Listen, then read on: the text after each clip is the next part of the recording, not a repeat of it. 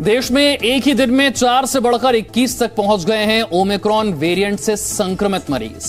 देश में नए वेरिएंट के अब तक कुल 21 मामले सामने आ चुके हैं और 5 अलग अलग राज्यों तक ओमिक्रॉन वेरिएंट पहुंच गया है। राजस्थान में सबसे ज्यादा 9 केस हैं, महाराष्ट्र में 8 केस हैं, दिल्ली में 1, कर्नाटक में 2 और गुजरात में 1 मरीज है जो ओमिक्रॉन वेरिएंट से संक्रमित है। तो एक दिन पहले तक जो केसेस 4 थे वो बढ़कर अब 21 हो गए हैं। 5 राज्यों तक ओमिक्रॉन वेरिएंट पहुंच गया है। पूरी दुनिया की अगर बात करें तो 956 केस इस वेरिएंट के अब तक पाए गए। 24 नवंबर को साउथ अफ्रीका में इस वेरिएंट के पाए जाने की पुष्टि वैज्ञानिकों ने, वहां के डॉक्टर्स ने की थी और उसके बाद 26 नवंबर को वर्ल्ड हेल्थ ऑर्गेनाइजेशन ने ओमिक्रॉन वेरिएंट को वेरिएंट ऑफ कंसर्न माना। दुनिया भर के देशों की तरफ से पाबंदियां लगनी शुरू हुई। कई जगह पर इंटरनेशनल फ्लाइट का ऑपरेशन रुक गया। भारत में अब तक 21 केस पाए गए। 3 खास मेहमान इस वक्त हमारे साथ जुड़ रहे हैं। डॉक्टर राकेश गुप्ता डायरेक्टर हैं जिम्स के, वो हमारे साथ हैं। डॉक्टर स्वाति माहेश्वरी हमारे साथ जुड़ रही हैं और डॉक्टर डी.आर. राय हमारे साथ जुड़ रहे हैं। डॉक्टर राकेश गुप्ता, एक दिन पहले 4 केसेस थे, बढ़कर हो गए हैं अब 21 केस। 5 राज्यों तक पहुंच गया है ओमिक्रॉन वेरिएंट। जिस तेजी से संक्रमित मरीज पाए जा रहे हैं इस वेरिएंट के, भारत को अब क्या करना होगा? आम नागरिकों को किस तरह की सावधानी रखनी होगी? देखिए, मैं सबको आपके जरिए बता देना चाहता हूं कि definitely this is a cause of concern, लेकिन इसमें पैनिक नहीं हमें करना है। वायरस जैसे हमने देखा पहले अल्फा या फिर बीटा, गामा, डेल्टा, भी ओमिक्रॉन, तो ये स्वाभाविक था कि वेरिएशन आएगा नया, लेकिन ये थोड़ा आश्चर्यजनक वेरिएशन है बिकॉज इसमें इट इज हेवीली म्यूटेटेड और ज्यादातर म्यूटेशन एक स्पाइक प्रोटीन्स में है, जिससे इसकी पेनिट्रेशन शक्ति थोड़ी ज्यादा है, इसकी ट्रांसमिसिबिलिटी ज्यादा है और ज्यादा कंटेजियस है। लेकिन इस एक सिल्वर लाइनिंग में एक अच्छा भी है कि इससे मृत्यु दर बढ़ी नहीं है। एक नया वायरस है जो अभी इसका जो नेचुरल हिस्ट्री है वो अभी इवॉल्व हो रहा है। अगले 2 हफ्ते में शायद हमें और पोजीशन क्लियर होगी, लेकिन इतना जरूर है, अभी आपने जो देखेंगे 4 से 21 केस हो गए हैं हमारे इंडिया में और इसमें से ज्यादातर केसेस हैं कि पूरी की पूरी फैमिली अफेक्टेड है या उसके जो कॉन्टेक्ट में आए थे वो अफेक्टेड है। तो ये ट्रांसमिसिबिलिटी, इसकी इन्फेक्टिविटी बहुत ज्यादा है, इसीलिए इससे बच के आपको रहना पड़ेगा। जहां तक कि सीवियरिटी है, इनमें ज्यादातर केसेस में कोई भी केस ऐसा नहीं है कि जिसको ऑक्सीजन की जरूरत हो, जिसको कोई हॉस्पिटलाइजेशन बीमारी की वजह से करना पड़ रहा हो। तो ये एक अच्छी बात है कि ट्रांसमिसिबिलिटी जरूर है, लेकिन इसकी इन्फेक्टिविटी मतलब सीवियरिटी ज्यादा नहीं है। Doctor DR. राय, जो बात डॉक्टर साहब कह रहे हैं, मुझे लगता है ये बात थोड़ा सा और खतरे की तरफ इशारा करती है, क्योंकि ज्यादा सीवियर है नहीं, लक्षण कोई बहुत ज्यादा अलग, सिम्टम कोई बहुत ज्यादा अलग नजर आते नहीं है, फैलता बहुत तेजी से है। जब तक जीनोम सीक्वेंसिंग करके ये पता लगे कि आप कौन से वेरिएंट से संक्रमित हैं, आपके संपर्क में आए कई लोग संक्रमित हो सकते हैं। विशाल जी बिल्कुल ठीक कह रहे हैं और एज हमारी सबसे बड़ी चिंता इसी बात के ऊपर है। अब एक दिन के अंदर 5 टाइम्स इंक्रीज हो जाते हैं केस, 4 से 21 हो जाते हैं और अभी ये जो 21 लोग हैं, कितने लोगों के कॉन्टेक्ट में आए हैं वो हो सकते हैं एसिम्प्टोमेटिक हो। जब तक उनके सैंपल लेके ट्रेसिंग करके ट्रैक करके उनका सैंपल जीनोम सीक्वेंसिंग के लिए ना भेजा जाए, हम गारंटी से नहीं कहते कि सिर्फ हमारे पास 21 ही केस हैं। और दूसरी चीज, दूसरे देशों के अंदर भी आप देख लीजिए कि कितनी त्राही मची हुई है इस चीज के लिए। आज की तारीख में हम लोग जितने लापरवाह हैं, मार्केट हमारे बिल्कुल भरे पड़े हैं, कोई आदमी अपना मास्क लगाने को तैयार नहीं है। सोशल डिस्टेंसिंग की तो हमारे यहाँ बात ही नहीं होती। एक तो पॉपुलेशन की वजह, दूसरा लोग बाग बिल्कुल परहेज नहीं कर रहे हैं। तो मेरे हिसाब से हमारे लिए बहुत ही कंसर्न की जरूरत है, क्योंकि सेकेंड वेव के अंदर हमारे देश ने, हमने और हमारी जनता ने बहुत दुख देखे हैं और मैं नहीं चाहता, ईश्वर से प्रार्थना करता हूं कि वो दिन हमें दोबारा देखने पड़े। वो तभी पॉसिबल होगा जब हम स्ट्रिक्टली कोरोना के जो प्रोटोकॉल्स है उसको फॉलो करें। आज की तारीख में मैं फिर कह देता हूं कि डबल मास्क हमारा सबसे बड़ा सुरक्षा कवच है।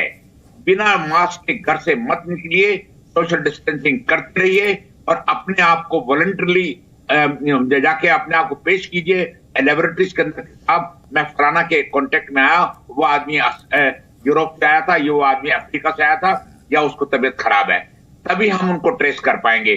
तो मैं कहूंगा कि हमको बहुत एहतियात बरतने की जरूरत है, इसको हम लाइटली नहीं ले सकते। सेकंड थर्ड चीज है कि अभी आज की तारीख में हमने 127 करोड़ जनता को हमने वैक्सीनेशन दे दिया है। हमारी दोनों डोज वैक्सीन करीब 40 करोड़ लोगों को, अभी तक 35-40 करोड़ लोगों को मिल चुकी है, बाकी हमारी सिंगल डोज मिली है। और जो अभी हमारे को केसेस मिले हैं ओमिक्रॉन के, तो जो बड़े लाइट मिले क्योंकि वो डबल वैक्सीनेटेड थे, दोनों डोज मिली हुई थी। तो हमारा दिमाग उस तरफ ज्यादा जा रहा है कि हमको अपनी पॉपुलेशन को सबको वैक्सीनेट करना बड़ा सख्त जरूरत है। और साथ में बच्चों को वैक्सीनेट अगर नहीं करेंगे तो अगर बच्चों के अंदर फैल गया तो हमारे लिए और मुश्किल आ जाएगी। ठीक है डॉक्टर स्वाति माहेश्वरी, एक सवाल बार बार उठता है जब दुनिया के अलग अलग देश जो कदम उठा रहे हैं आप उन्हें देखते हैं, तो एक सवाल आता है कि क्या हम कुछ मिस तो नहीं कर रहे, कहीं हम कुछ देरी तो नहीं कर रहे। कई ऐसे देश हैं जिन्होंने अपने बॉर्डर सील कर दिए, कई जगह पर जो पार्शियल लॉकडाउन है वो लग गया है, कई देशों में बूस्टर डोज लगाने शुरू हो चुके हैं। ऐसे में जो लोग भारत में हैं उनके मन में सवाल उठना स्वाभाविक है कि कुछ ऐसा तो नहीं है जो हम मिस कर रहे हैं। देखिए विशाल जी, डेफिनेटली जब आप पेंडेमिक जैसी स्थिति में होते हैं तब हमें बहुत सारे अलग अलग दिशाओं में काम करने की जरूरत होती है। एक ही पहलू पे चलने से हम पेंडेमिक को कंट्रोल नहीं कर सकते। बहुत अच्छी बात है अगर आप देखें कि सरकार ने बहुत प्रोएक्टिवली होकर के कदम उठाए और जो भी हमारे एंट्री पॉइंट्स हैं देश में उन सभी पर टेस्टिंग ट्रैकिंग की जा रही है, सीक्वेंसिंग की जा रही है, ताकि हम समय से पहले पता लगा सके और इन लोगों को आइसोलेट कर सके जो कि और संक्रमण फैला सकते हैं। वहीं साथ में जरूरी ये भी है कि जिस तरह से गंभीरता के साथ हमारा जो इस वक्त टीकाकरण अभियान चल रहा है, और अभी आपने जैसे बोला भी कि हम हर घर दस्तक जो है उसको और ज्यादा विस्तार से लेके जाने वाले हैं आगे, ऐसे में बूस्टर डोज के ऊपर भी जरूर हमें एक जल्द से जल्द निर्णय लेने की जरूरत है। क्योंकि जिस तरह से यूके, इजराइल सभी देशों से स्टडीज सामने आई हैं, उससे साफ तौर से दिख रहा है कि जो इम्यूनिटी लेवल है, जिन लोगों को काफी पहले लगभग साल भर हो गया है वैक्सीन लगे हुए, उनका इम्यूनिटी लेवल जो है वो धीरे धीरे कम होने लगता है और उसको दोबारा से एक्टिवेट करना और उनको और बेहतर सुरक्षा देने की जरूरत है। तो हमें बूस्टर डोज के ऊपर जल्द से निर्णय लेना होगा, खास तौर से फ्रंटलाइन जो हमारे कोरोना वॉरियर्स हैं उनके लिए, क्योंकि उन्हें सबसे पहले वैक्सीन लगनी शुरू हुई थी।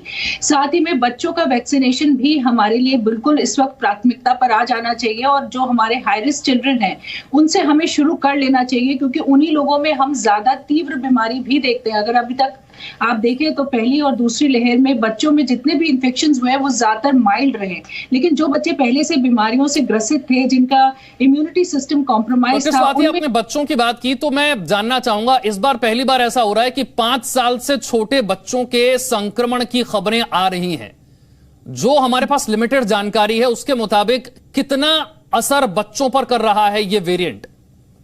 जी देखिए, साउथ अफ्रीका से जितने भी साइंटिस्ट हैं उन्होंने इस बात की चिंता जताई है कि जहां एक तरफ वो यंग लोगों में इन्फेक्शन होते देख रहे हैं, वहीं 5 साल से कम उम्र के जो बच्चे हैं उनमें भी इन्फेक्शन होते देख रहे हैं।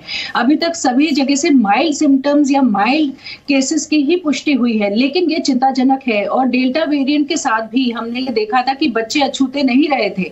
जब परिवार में माँ या बाप या किसी को भी कोरोना का इन्फेक्शन हो रहा था, बच्चे भी स्वाभाविक तौर से इन्फेक्टेड हो रहे थे। जरूर मैक्सिमम केसेस में हमने माइल्ड केसेस देखे, लेकिन हमें यह नहीं भूलना चाहिए कि कुछ बच्चे सीरियस भी होते हैं। हमने मल्टी सिस्टम इन्फ्लेमेटरी डिसऑर्डर्स बच्चों में भी देखे हैं, जो कि काफी घातक हो सकता है बच्चों के लिए। इसलिए अभी हम हाथ में हाथ धरकर नहीं बैठ सकते और ये नहीं सोच सकते कि बच्चों में माइल्ड डिजीज होगी, या सीरो सर्वे से ये पता चल चुका है कि बच्चों में भी काफी एंटीबॉडीज जो है स्वाभाविक तौर से बन चुकी हैं। हमें डेफिनेटली अपने वैक्सीनेशन की तरफ तेजी से देखना होगा और भारत में 2 वैक्सीन पहले ही अप्रूव हो चुकी हैं।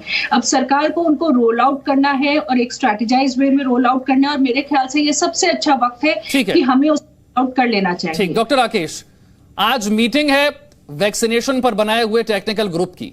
2 बड़े मुद्दे हैं जिन पर चर्चा हो सकती है, एक तो बूस्टर डोज और दूसरा बच्चों की वैक्सीन।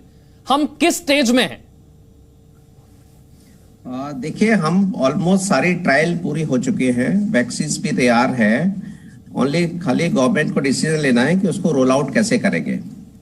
ये दोनों बहुत इंपॉर्टेंट हैं। बूस्टर डोज भी खासतौर से एल्डरली को और हाई रिस्क को दे कैन स्टार्ट इनिशियली, बाद में, और बच्चों की वैक्सीन तो 5 साल से ऊपर बच्चों की वैक्सीन डेफिनेटली तैयार भी है हमारे पास। तो मेरे हिसाब से गवर्नमेंट अभी तक, क्योंकि ये ओमिक्रॉन ने थोड़ा सरप्राइज हमें दे दिया है, हमारी तैयारी पहले से ही है, तो लेकिन अभी गवर्नमेंट का डिसीजन मेरे को लगता है कि जल्दी आ जाएगा और बच्चों की वैक्सीन भी और बूस्टर डोज में भी मेरे को लगता है अभी कुछ ही दिनों में ये स्टार्ट हो जाएगा और होना भी चाहिए, बिकॉज जितना भी देखा गया है vaccine may not be fully protected against Omicron, but definitely जिन लोगों में ओमिक्रॉन पाया भी गया है सारे के सारे ज्यादातर वैक्सीनेटेड थे, लेकिन क्योंकि वो वैक्सीनेटेड थे इसलिए उनको जो बीमारी बहुत माइल्ड है या एसिम्प्टोमेटिक है, तो वैक्सीन जरूरी है कि जो रह गए उनको भी लगाना है। बूस्टर डोज पे भी हमें डिसीजन लेना है और बच्चों के लिए भी वैक्सीन जो अभी तैयार है हमारे पास उसको भी जल्दी से रोल आउट करना चाहिए। बहुत बहुत शुक्रिया डॉक्टर डी आर राय, डॉक्टर राकेश, डॉक्टर स्वाति बाहेश्वरी हमारे साथ जुड़ने के लिए। और हमारा मकसद यही है कि आप डरे नहीं, सही जानकारी आप तक पहुंचे। Presenting B News app available on Google Play and App Store. Download it now.